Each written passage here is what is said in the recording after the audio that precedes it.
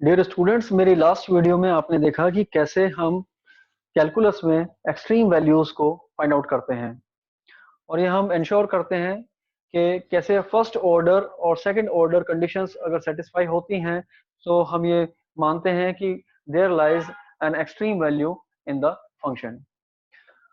उन सारे कॉन्सेप्ट्स को यूज करते हुए इस वीडियो में मैं आपको अनकंस्ट्रेंड ऑप्टिमाइजेशन के बारे में पढ़ाने वाला हूँ। Unconstrained optimization and its application in economics. ये बहुत इंपॉर्टेंट कॉन्सेप्ट है क्योंकि मैथमेटिक्स जो हम यहाँ क्वांटिटेटिव मेथड्स का जो हमारा ये पेपर है MEC 0103, इसमें हम बेसिकली मैथमेटिक्स के प्रिंसिपल्स को इसीलिए स्टडी कर रहे हैं ताकि हम उनको इकोनॉमिक्स में अप्लाई कर सकें। तो आइए देखते हैं अनकंस्ट्रेंट ऑप्टिमाइजेशन का जो प्रोसेस है उसको, लेकिन उससे पहले एक बार हम रिव्यू करेंगे उन सारी कंडीशंस का कि जो रिक्वायर्ड है एक्सट्रीम वैल्यूज को फाइंड आउट करने के लिए। सबसे पहले आप समझिए कि अनकंस्ट्रेंट ऑप्टिमाइजेशन क्या है। तो सबसे पहले कि ऑप्टिमाइजेशन क्या है। इकोनॉमिक्स में हमारे पास कुछ फंक्शंस हो सकते हैं, हमें उन्हें, हमारे पास जो ऑब्जेक्टिव फंक्शन होगा उसको हमें ऑप्टिमाइज करना है। तो ऑप्टिमाइज बेसिकली क्या होता है, या तो मैक्सिमाइज करना या फिर किसी ऑब्जेक्टिव फंक्शन को मिनिमाइज करना। तो मैथमेटिक्स में फंक्शंस कैसे होते हैं, आप कोई भी फंक्शन यहाँ अगर बाईवेरिएट है तो suppose y is equal to 3x² + 4, ये एक मैथमेटिकल फंक्शन हो गया। लेकिन इस तरह के फंक्शन हम इकोनॉमिक्स में भी स्टडी करते हैं और उनको मैक्सिमाइज करना और मिनिमाइज करना हमारा ऑब्जेक्टिव हो सकता है। जैसे सपोज अगर हम बात करें इकोनॉमिक्स में तो रेवेन्यू हम जनरेट करते हैं, यानी कोई भी फर्म रेवेन्यू जनरेट करती है उस अपने प्रोडक्ट्स को सेल आउट करके, और उसमें से अगर वो कॉस्ट को अगर सब्ट्रैक्ट कर दे तो दे गेट द प्रॉफिट। तो किसी भी फर्म के लिए प्रॉफिट को मैक्सिमाइज करना या फिर कॉस्ट को मिनिमाइज करना, ये कुछ ऑब्जेक्टिव्स होते हैं इकोनॉमिक्स में। तो इन सेंस में हम इस तरह की सेंस में हम इस पूरे कॉन्सेप्ट को समझने वाले हैं। तो यहाँ under optimization exercise we either maximize और मिनिमाइज सम मैथमेटिकल फंक्शंस जो वन वेरिएबल में हो सकते हैं, सेवरल वेरिएबल में हो सकते हैं। उसके बाद में हम यहाँ फर्स्ट नेसेसरी कंडीशन जो है उसको स्टडी करेंगे। फर्स्ट फर्स्ट ऑर्डर कंडीशन जिसे हम बोलते हैं, नेसेसरी कंडीशन भी कहते हैं। और साथ ही उसके बाद में अगर हमें इंश्योर करना है कि यहाँ जो पर्टिकुलर फंक्शन हम जो यूज कर रहे हैं उसमें मैक्सिमा है या मिनिमा है, तो उसके लिए हम सफिशिएंट सेकंड ऑर्डर कंडीशन को स्टडी करते हैं। मेरी इस वीडियो को देखने से पहले अगर आप मेरी जो एक्सट्रीम वैल्यूज को लेकर के जो वीडियो है, एक्सट्रीम वैल्यूज जहां मैं एक्सप्लेन कर रहा हूँ concept of extreme values maxima and minima, अगर आप उसको देख चुके हैं तो it will be very easy for you to understand all these things. तो स्टेशनैरिटी क्या है यहाँ उसको समझते हैं। बेसिकली अगर कोई भी फंक्शन है, यहाँ हम बाईवेरिएट फंक्शन का एग्जांपल ले रहे हैं जिसको हमने यहाँ प्लॉट किया, y is equal to fx, यहाँ प्लॉट किया है y variable and the x variable on the two access.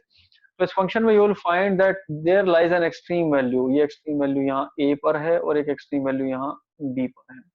ये जो एक्सट्रीम वैल्यूज हैं यहाँ a पर this is maxima, maxima at a and minima at b, ये मिनिमा है हमारा। So this is our maximum and this is our minimum, right. Why? क्योंकि ये जो फंक्शन है y is equal to fx, ये यहाँ अपनी मैक्सिमम वैल्यू अटेन करता है, y is equal to this one, right. और यहाँ इसकी मिनिमम वैल्यू होती है दिस वन। सो y की वैल्यू मिनिमम होती है, इसलिए this point is called minimum and this point is called maximum. और स्टेशनरी क्यों कहते हैं? क्योंकि इन पर्टिकुलर पॉइंट्स पे, यानी किसी भी कर्व में अगर हम एक्सट्रीम वैल्यू पर कोई टेंजेंट ड्रॉ करते हैं तो that tangent will be a straight line which is actually parallel to the horizontal axis. तो यहाँ ऐसे, ये ऐसे, राइट। तो ये स्टेशनरी वैल्यूज हैं और यहाँ पर y की वैल्यू चेंज नहीं हो रही है, y की वैल्यू स्टेशनरी है, right, in its immediate neighbourhood. तो लिमिट्स का जो कॉन्सेप्ट अगर आप स्टडी करते हैं, you will study limits in first block, और वहां आप ये सीख सकते हैं इसको। ऑप्टिमाइजेशन की फर्स्ट ऑर्डर कंडीशन क्या है उसको स्टडी करते हैं। ऑप्टिमाइजेशन की फर्स्ट ऑर्डर कंडीशन है कि फर्स्ट डेरिवेटिव जो है किसी फंक्शन का वो इक्वल होना चाहिए 0 के। अगर y is equal to 4x² हमारा +5 ये अगर है तो dy बाई डी एक्स यानी फर्स्ट डेरिवेटिव हमारा होना चाहिए, यानी कि 8x ये हमारा आएगा फर्स्ट डेरिवेटिव, और it should be equal to 0। यहाँ से we can find the value of x equal to 0, यानी कि जब हमारी फर्स्ट ऑर्डर कंडीशन सेटिस्फाई अगर हो रही है ऑप्टिमाइजेशन के लिए, तो वो हो रही है x is equal to 0 value पर, यानी इस वैल्यू पर अगर हम चेक करेंगे तो ये फंक्शन जो होगा हमारा, ये फंक्शन यहाँ एक्सट्रीम वैल्यू अटेन कर रहा होगा, वो मिनिमम है या मैक्सिमम है, उसके लिए हमें सेकंड ऑर्डर कंडीशन चेक करनी पड़ेगी। तो क्योंकि यहाँ हम पार्शियल डेरिवेटिव्स का भी यूज करने वाले हैं, क्योंकि मल्टीवेरिएट फंक्शंस के कॉन्टेक्स्ट में ऑप्टिमाइजेशन हम यहाँ प्रैक्टिस करने वाले हैं, तो वो उसके लिए भी हम करेंगे। तो अगर सपोज हमारा फंक्शन ये ना हो करके y is equal to x cube minus x है, और हमारे डोमेन में x की वैल्यू इस इंटरवल में चेंज हो सकती है, यानी माइनस इन्फिनिटी से पॉजिटिव इन्फिनिटी तक x कोई भी वैल्यू अटेन कर सकता है, तो हमें सबसे पहले फर्स्ट डेरिवेटिव फाइंड आउट करना है इस फंक्शन का। वो होगा हमारा 3x² minus 1 is equal to 0, और ये 0 क्यों होगा, क्योंकि फर्स्ट डेरिवेटिव 0 होना चाहिए, फर्स्ट कंडीशन जो है हमारी फर्स्ट ऑर्डर कंडीशन है उसके अकॉर्डिंगली, राइट। तो यहाँ अगर हम इसको 3x² माइनस 0 को अगर हम सोल्व करेंगे, देखिए स्टूडेंट्स, अगर हम इसको सोल्व करते हैं 3x² minus 1 is equal to 0, we get 3x² is equal to 1, x² is equal to 1 by 3 and x is equal to under root 1 by 3, this way। तो हमें इससे दो वैल्यूज मिलेंगी, स्क्वायर रूट अगर हम हटाएंगे तो हमें पॉजिटिव 1 by अंडर रूट 3 भी मिलेगा और नेगेटिव भी मिलेगा। स्टार हमने क्यों लगाया यहाँ पर, क्योंकि we are trying to find the extreme values, यानी ऑप्टिमाइज करने की कोशिश कर रहे हैं। तो हमारी जो ऑप्टिमम वैल्यू है इस फंक्शन की, वो या तो यहाँ और यहाँ इन दो में वो मैक्सिमा है या मिनिमा है, उसके लिए हमें सेकंड ऑर्डर कंडीशन चेक करनी होती है। तो लेकिन यहाँ पे we get the optimum value of y, जिसे हम कहेंगे y स्टार, राइट। तो इस फंक्शन में अगर हम इन वैल्यूज को दोनों को पुट अप करके देखें, एक बार 1 by अंडर रूट 3 और एक बार 1 by minus 1 by under root 3 को पुट अप करके देखेंगे, we get the optimum value which is called y star. Now move to the second order condition. उससे पहले कॉन्सेप्ट ऑफ पार्शियल डेरिवेटिव जो है वो स्टडी कर लेना चाहिए, क्योंकि यहाँ हमने देखा है कि हमारा जो फंक्शन है, जो हमारा ऑब्जेक्टिव फंक्शन है, वो एक मल्टीवेरिएट फंक्शन है। दो इंडिपेंडेंट वेरिएबल है यहाँ, x और y दो इंडिपेंडेंट वेरिएबल है। तो फर्स्ट ऑर्डर हमारा जो पार्शियल डेरिवेटिव होगा वो कैसे, यानी एक बार इस फंक्शन को हम विद रिस्पेक्ट टू x हम डिफरेंशिएट करेंगे, with respect to x differentiate करेंगे तो हम उसको डिनोट करेंगे fx से, यानी we are differentiating z with respect to x। So यहाँ पे क्योंकि पार्शियल डिफरेंशिएशन है, तो यहाँ हम dz dx नहीं यूज करते, बल्कि del z del x हम उसको बोलते हैं, del z del x। We are differentiating z with respect to x, और यहाँ हम we are differentiating z with respect to y। तो ये हमारे दो पार्शियल डेरिवेटिव हैं फर्स्ट ऑर्डर, और ये दोनों हमारे क्या होने चाहिए स्टूडेंट्स, 0 होने चाहिए ऑप्टिमाइजेशन के लिए, राइट। तो अब हम मूव करते हैं सेकंड ऑर्डर पार्शियल डेरिवेटिव्स की तरफ। ये जो हमने पार्शियल डेरिवेटिव यहाँ फाइंड आउट किया fx, इसी को ये जो हमें वैल्यू इसमें अटेन होगी, इसको एक बार फिर यानी fx को एक बार फिर हम उसका डेरिवेटिव फाइंड आउट करते हैं x with respect to x, तो वी गेट दिस। यहाँ ध्यान से देखिए दिस del टू z लिखते हैं हम और del x स्क्वायर लिखते हैं। ध्यान से देखिएगा ये 2 हम कहाँ लिख रहे हैं, न्यूमरेटर में 2 कहाँ लिख रहे हैं और डिनोमिनेटर में 2 कहाँ लिख रहे हैं। इन नोटेशंस को आपको लर्न करना है और इनको ऐसे ही यूज करना है आपको इन प्रैक्टिस। तो हम basically del z del x जो हमारा फर्स्ट डेरिवेटिव था, उस डेरिवेटिव वैल्यू का फिर से अगर हम x के रिस्पेक्ट में अगर हम डेरिवेटिव फाइंड आउट करते हैं, that is called second order partial derivative, primary derivative भी हम इसको बोलते हैं। और ऐसे ही हम y के कॉन्टेक्स्ट में फाइंड आउट कर सकते हैं, यानी हम पहले fy फाइंड आउट कर लें, हमारा फर्स्ट डेरिवेटिव z का y के रिस्पेक्ट में, और फिर उसी का हम सेकंड डेरिवेटिव फाइंड आउट करें। अगेन सी ये 2 कहाँ लिखा है, right. So this is the second derivative. तो पार्शियल डेरिवेटिव्स का कॉन्सेप्ट समझिए। अब क्रॉस पार्शियल डेरिवेटिव आप समझिए। क्रॉस पार्शियल डेरिवेटिव में क्या होता है कि पहला फर्स्ट डेरिवेटिव आपने फाइंड आउट किया, सपोज z का y with respect to y, तो सेकंड आपको फाइंड आउट करना है, सेकंड डेरिवेटिव आप फाइंड आउट करेंगे विद रिस्पेक्ट टू एक्स। अगर आपने फर्स्ट जो है फाइंड आउट किया था विद रिस्पेक्ट टू एक्स, तो सेकंड फाइंड आउट कर लीजिए विद रिस्पेक्ट टू वाई। और देखिए पहला आपने वाई के लिए फाइंड आउट किया था, बाद वाला आपने एक्स के लिए फाइंड आउट किया था। तो ध्यान रखिए, जैसे ये फर्स्ट आप लिखेंगे और फिर यहाँ पे आप सेकंड लिखेंगे, यहाँ फर्स्ट लिखा आपने, यहाँ सेकंड। तो इससे आइडिया आपको मिल जाता है स्टूडेंट्स कि हमने डेरिवेटिव जो फाइंड आउट किया, पहले फर्स्ट डेरिवेटिव किस रेस्पेक्ट में फाइंड आउट किया और सेकंड डेरिवेटिव किस रेस्पेक्ट में फाइंड आउट किया। लेकिन इंपॉर्टेंट बात क्या है कि यंग्स थ्योरम हमें बताती है कि आप किसी भी ऑर्डर में इनको फाइंड आउट कर लें, इनकी वैल्यू इक्वल ही होती है। एक प्रैक्टिस कर लेते हैं पार्शियल डेरिवेटिव्स की। y इज इक्वल टू, ये हमें दिया गया है यहाँ पर एक्स क्यूब एक्स स्क्वायर, ये बाइवेरिएट फंक्शन है।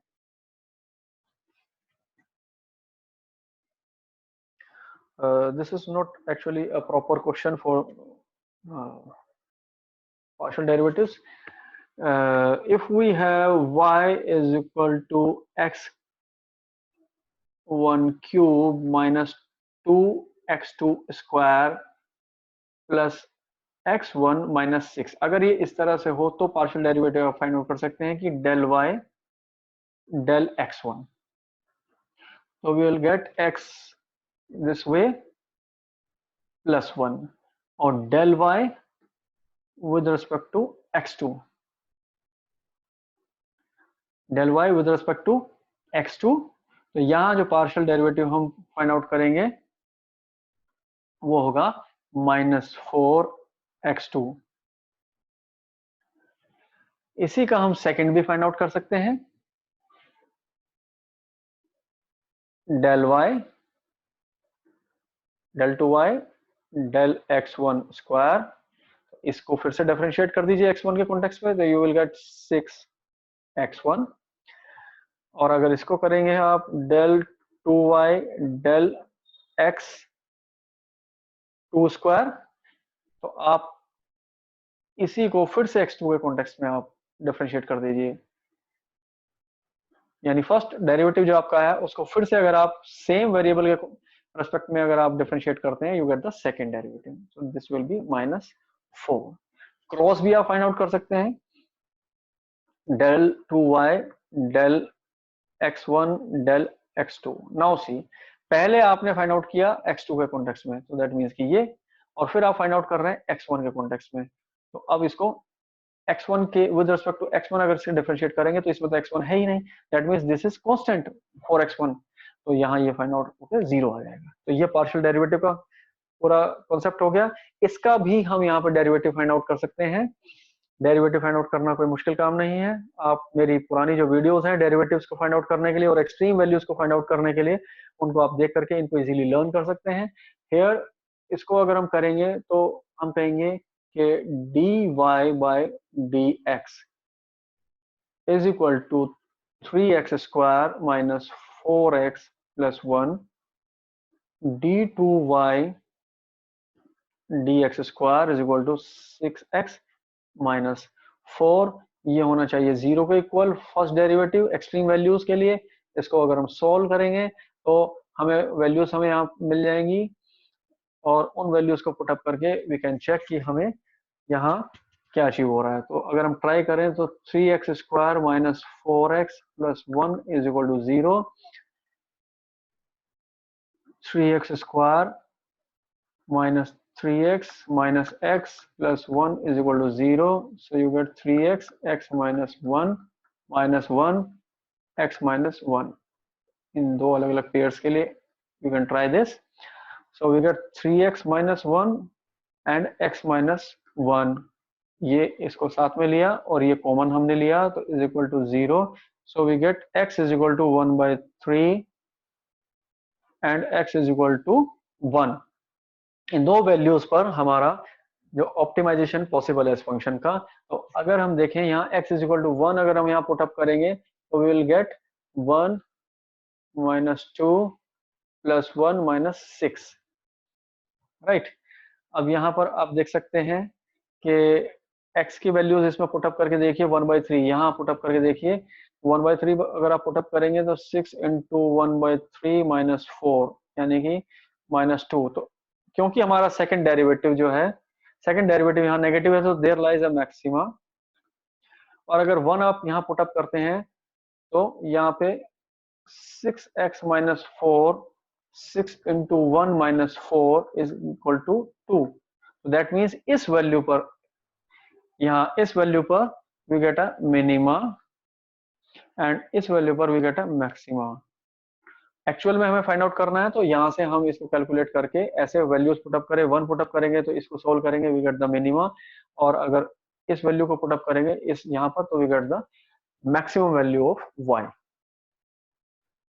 Now the second order condition जो है उसको हम एक बार यहाँ कंक्लूड कर लेते हैं कि अगर हमारा फंक्शन है z is equal to f(x1) यानी कि ये मल्टीवेरिएट फंक्शन है, तो उसमें फर्स्ट ऑर्डर कंडीशन जो कि नेसेसरी कंडीशन है, यानी first derivative with respect to x और विद रिस्पेक्ट टू y दोनों हमारे जीरो होने चाहिए, और ये कंडीशन मैक्सिमा और मिनिमा दोनों के लिए सेम होती है, इसमें कोई चेंज नहीं है।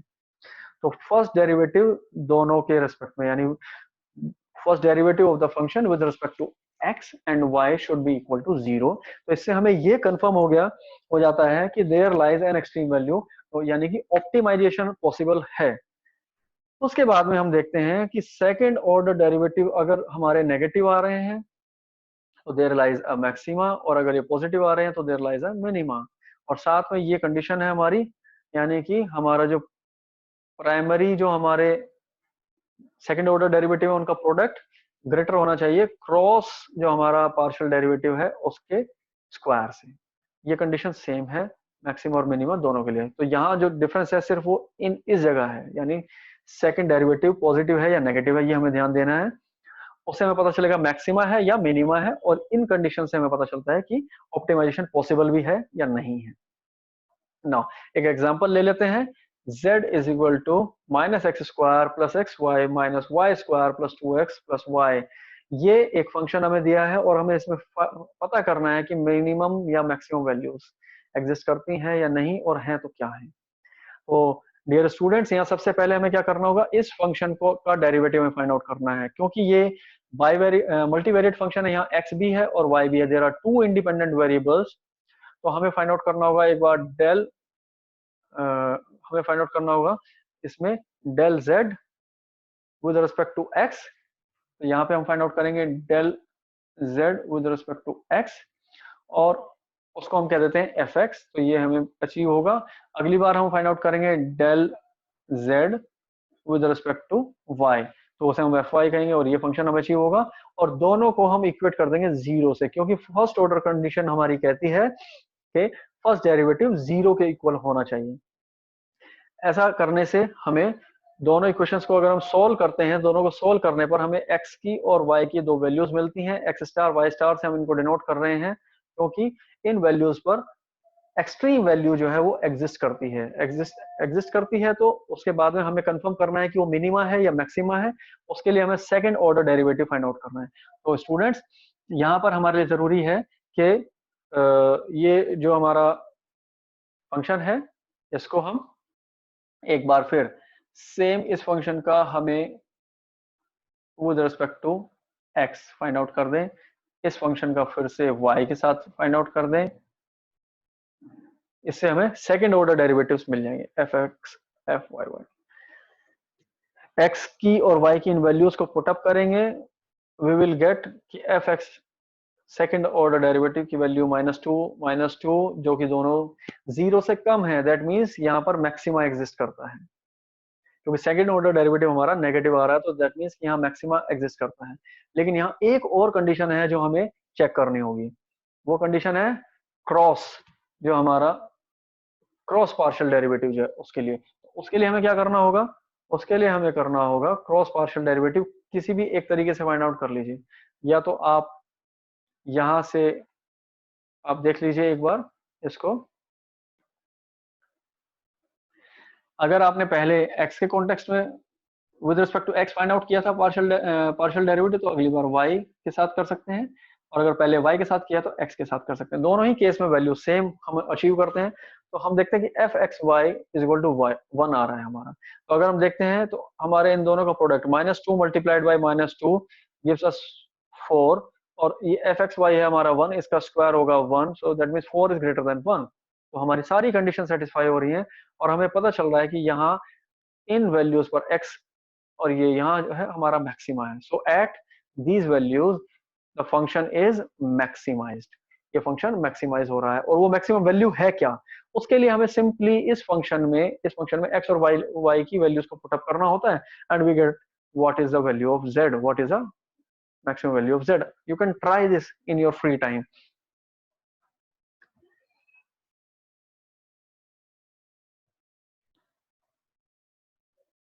इसके लिए आप ट्राई कर सकते हैं।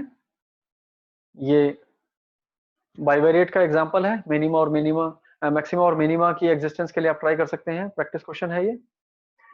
अब एक इंपॉर्टेंट कॉन्सेप्ट है हेसियन स्क्वायर मैट्रिक्स का। डियर स्टूडेंट्स, जो हमारा मल्टीवेरिएट जो फंक्शंस होते हैं उसमें जरूरी नहीं कि दो ही इंडिपेंडेंट वेरिएबल हो, यानी x1 x2 हो। There can be several independent variables. यहाँ जो फंक्शन आपको दिया गया है, यू कैन सी कि इसमें there are n independent variables. तो जितने ज्यादा इंडिपेंडेंट वेरिएबल्स होते जाएंगे उतना ही कैलकुलेशंस जो है कॉम्प्लिकेटेड होती चली जाती हैं। तो ऐसे केस में हेसियन स्क्वायर मैट्रिक्स जो है वो एक बहुत ही इंपॉर्टेंट और यूजफुल रोल प्ले करता है in identification of the optimum values, यानी ऑप्टिमाइजेशन एक्सरसाइज में बहुत ही हेल्प करता है। और यहाँ क्योंकि इस वीडियो में हम अनकंस्ट्रेंड ऑप्टिमाइजेशन हम सीख रहे हैं, तो यू विल लर्न कि जब इकोनॉमिक्स का मैं एक एग्जांपल फर्दर यहाँ देने वाला हूँ, उसमें हेसियन का यूज काफी अच्छा रोल प्ले कर सकता है। नाउ सी, अगर हमारे पास n वेरिएबल्स हैं, इंडिपेंडेंट वेरिएबल्स हैं, तो हमें एक ऐसी हेसियन क्रिएट करनी होती है, हेसियन स्क्वायर मैट्रिक्स क्रिएट करनी होती है इस तरीके से। इसमें बेसिकली क्या है, इसको हेसियन को हम h से डिनोट करते हैं। यहाँ यू कैन सी कि जितने ये हमारे जितने डायगोनल एलिमेंट्स हैं, ये बेसिकली क्या है, ये डायगोनल एलिमेंट्स ये हमारे प्राइमरी सेकंड ऑर्डर डेरिवेटिव्स हैं। यानी कि फंक्शन को, ये जो z फंक्शन है, इसको आप इसका फर्स्ट डेरिवेटिव फाइंड आउट करें x1 के कॉन्टेक्स्ट में, और फिर उसका आप सेकंड फाइंड आउट कर दें, राइट। तो इसको हम क्या देते हैं कि डेल 2z और डेल x1 स्क्वायर, और इसको हम बेसिकली f11 भी कह देते हैं। तो ऐसे ही ये सेकंड वेरिएबल, थर्ड वेरिएबल और nth वेरिएबल, इन सब के लिए हम फाइंड आउट कर सकते हैं। तो ये डायगोनल एलिमेंट यहाँ पे सारे क्या है, प्राइमरी हैं। और उसके अलावा जितने हमारे जो नॉन डायगोनल एलिमेंट्स हैं वो सारे हमारे क्रॉस पार्शियल डेरिवेटिव्स हैं, यू कैन सी।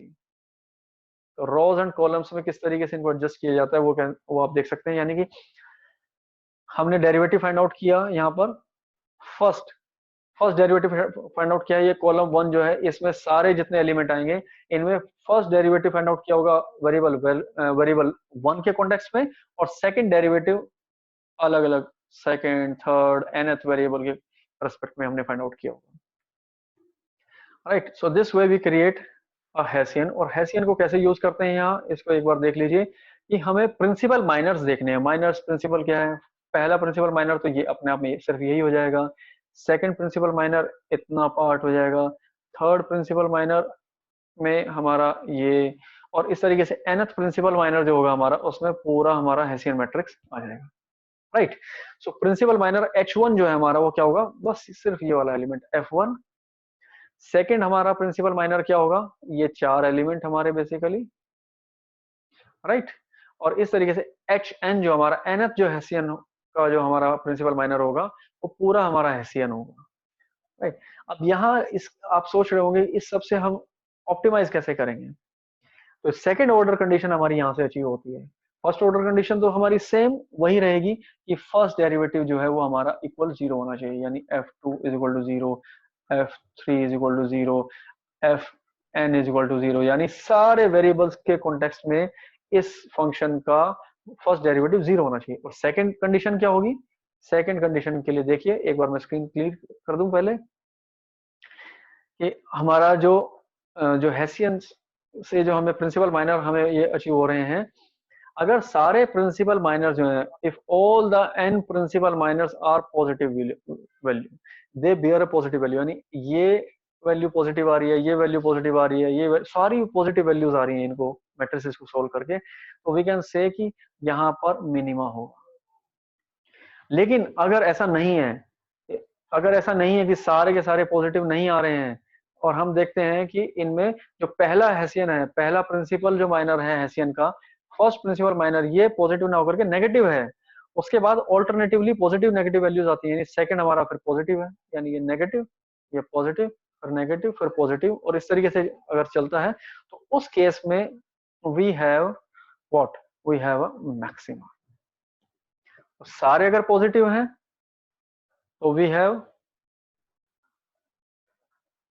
मिनिमा, और अगर सारे पॉजिटिव नहीं है, सारे पॉजिटिव अगर नहीं है, उस केस में आप क्या देखते हैं कि अगर ये सपोज यहां देखिए, अगर ये फर्स्ट जो है वो मिनिमम है, फर्स्ट मिनिमम है, और उसके बाद ऑल्टरनेटिवली मिनिमम अगर होते हैं, तो वी कैन लर्न कि ये मैक्सिमा हो जाते हैं, ये मिनिमा नहीं होगा, right. So that is about hessian matrix, और इसको हम यहाँ कंक्लूड कर देते हैं कि अगर हमारा इस तरीके से एक फंक्शन है जो मल्टीवेरिएट फंक्शन है, और यहाँ पर पहले जितने भी हमारे derivative, first derivative with respect to all the independent variable, सारे हमारे जो है वो क्या होंगे, वो हमारे जीरो होने चाहिए, राइट। लेकिन यहाँ हेसियन देख रहे हैं, अगर यहाँ पर देखिए मिनिमा कब होगा, अगर हमारे ये सारे पॉजिटिव हैं, सारे प्रिंसिपल माइनस अगर हमारे पॉजिटिव यानी ग्रेटर देन जीरो है, चाहे आई की वैल्यू कुछ भी है, यानी प्रिंसिपल माइनर फर्स्ट है या एनथ है, सारे पॉजिटिव हैं तो मिनिमा होगा। और अगर ये ऑल्टरनेटिवली अपना साइन चेंज कर रहे हैं, यानी कि ये क्या होगा, ओड वैल्यूज के लिए नेगेटिव वैल्यू, ओड वैल्यूज जो है आई की उसके लिए नेगेटिव वैल्यू बियर करेगा प्रिंसिपल माइनर, और इवन वैल्यूज के लिए पॉजिटिव वैल्यू बियर करेगा। तो अल्टरनेटिवली अगर इनके साइनेजेस चेंज हो रहे हैं प्रिंसिपल माइनर्स के, तो मैक्सिमम वैल्यू होगी।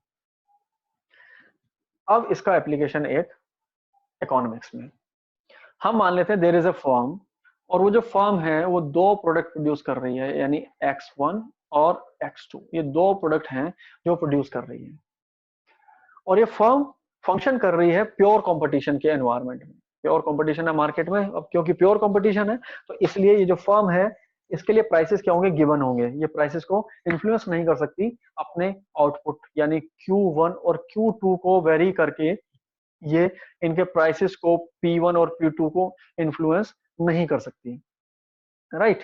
तो ये इस एनवायरनमेंट में ये फर्म फंक्शन कर रही है। तो यहाँ प्राइसेस इसलिए गिवन है P1 और P2, P1 is equal to 5, यानी गुड वन जो है उसका प्राइस है 5 रुपीज, मतलब 5 यूनिट्स, और P2 का 3, राइट। अब रेवेन्यू कैसे कैलकुलेट करते हैं, revenue is basically price multiplied by quantity, this gives us the revenue function. P1 Q1 P2 Q2 दोनों को ऐड कर दें, प्राइसेस की वैल्यू हम यहाँ पुट अप कर दें, तो we get this revenue function. Cost function हमने अज्यूम किया है यहाँ पे, सपोज कि ये हमारा कॉस्ट फंक्शन है कि 2Q1 square plus 2Q2 square plus Q1 Q2 is our cost. Now students, we learn that profit pi is equal to basically total revenue minus cost. ये जो रिलेशन है, you all know, you have learnt this in microeconomics. So now see profit, तो आपने ये, this is revenue, you put up here and subtract the cost from it, right। और अब क्या करना है हमें, ऑप्टिमाइजेशन एक्सरसाइज में हमें क्या मैक्सिमाइज करना है, हमें प्रॉफिट को मैक्सिमाइज करना है, we need to maximize this. तो हमें ये एक फंक्शन मिल गया pi is equal to this function, और हमें ऑप्टिमाइज करना है इसको, प्रॉफिट को मैक्सिमाइज करना है बेसिकली। तो अगर हमें मैक्सिमाइज करना है उस फंक्शन को, तो हमें क्या करना है, first order partial derivatives find out करने हैं। 5Q1 plus 3Q2, let me copy this here, minus 2Q1 square minus 2Q2 square and minus Q1 Q2, this is basically our profit. और हमें इसका फर्स्ट पार्शियल डेरिवेटिव, ये देखिए Q1 के respect में अगर हम फाइंड आउट करते हैं, तो दिस इज द Q1 के लिए, ये जो हमारा यहाँ एलिमेंट है ये जीरो हो जाएगा, दिस वन अगेन जीरो, सो ये हमें अचीव होता है, राइट। और जब हम विद रिस्पेक्ट टू Q2 हम इसे डिफरेंशिएट करते हैं इस फंक्शन को, तो we get this del pi del Q2 is equal to this one. और इन दोनों को इक्वेट करना होगा हमें जीरो के, क्योंकि फर्स्ट डेरिवेटिव जो है हमारा जीरो होता है, दैट मीन्स कि we need to use del pi del q1 is equal to 0, also del pi del q2 is equal to 0। इनको 0 अगर हम पुटअप करते हैं इन दोनों को, तो we get this two equations। ये दो साइमल्टेनियस इक्वेशंस हमें अचीव होती हैं इससे। और इन साइमल्टेनियस इक्वेशंस को हम अगर सोल्व करते हैं, इनको अगर हम सोल्व करें, तो we can write this as 4q1 plus q2 is equal to 5 and q1 plus 4q2 is equal to 3।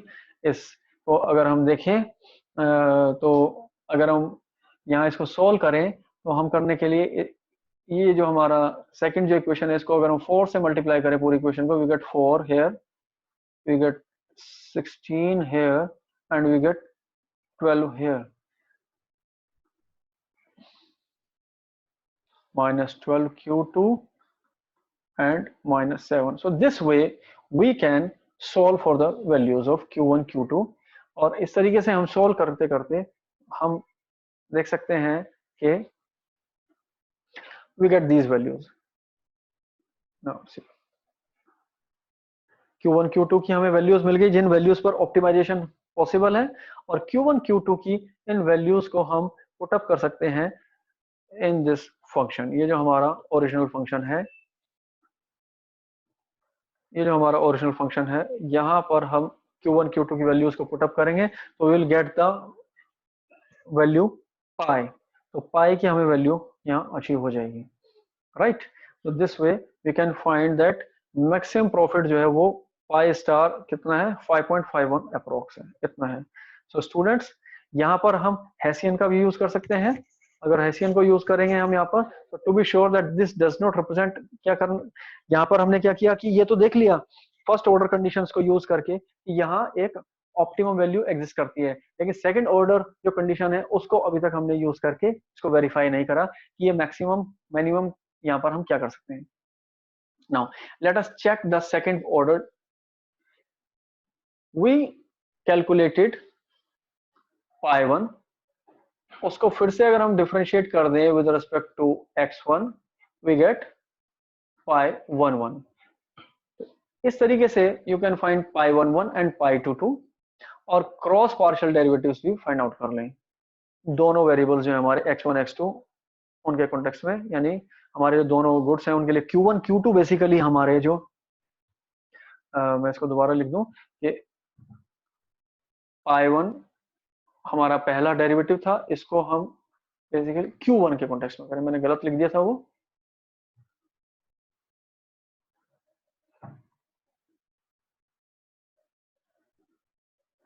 This way. सो इस तरीके से हम इनको कर सकते हैं।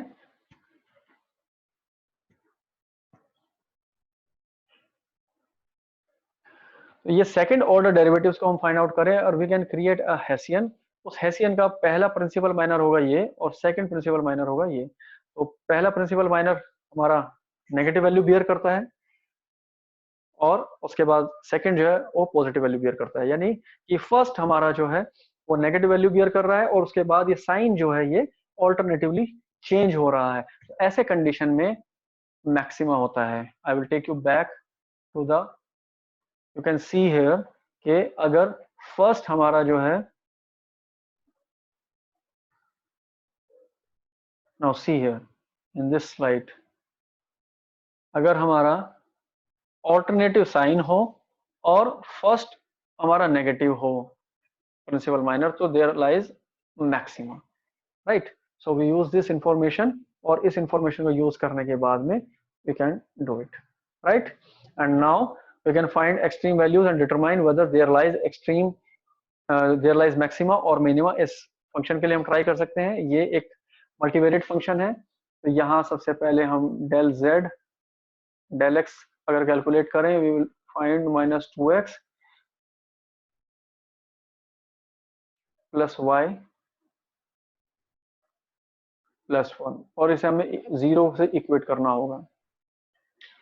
डेल z डेल y भी फाइंड आउट कर सकते हैं हम, that will be 1 minus 2y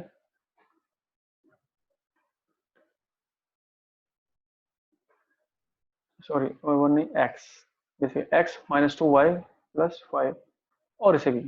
तो यहाँ हमारे पास दो इक्वेशंस आ गई हैं, देखिए, और एक ये इन दोनों इक्वेशंस को अगर हम सॉल्व करेंगे वी विल फाइंड इस इक्वेशन से 2x minus y is equal to 1 और यहाँ से x minus 2y is equal to -5।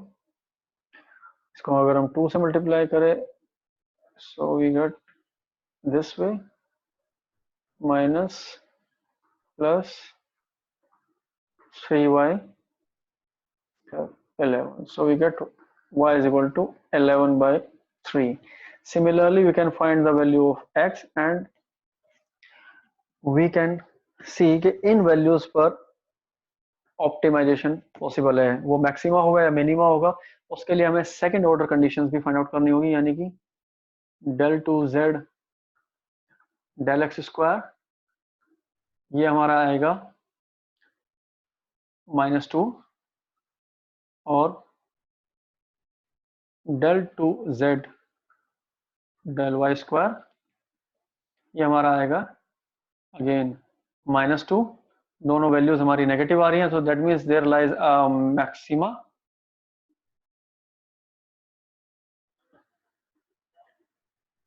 there lies a maxima।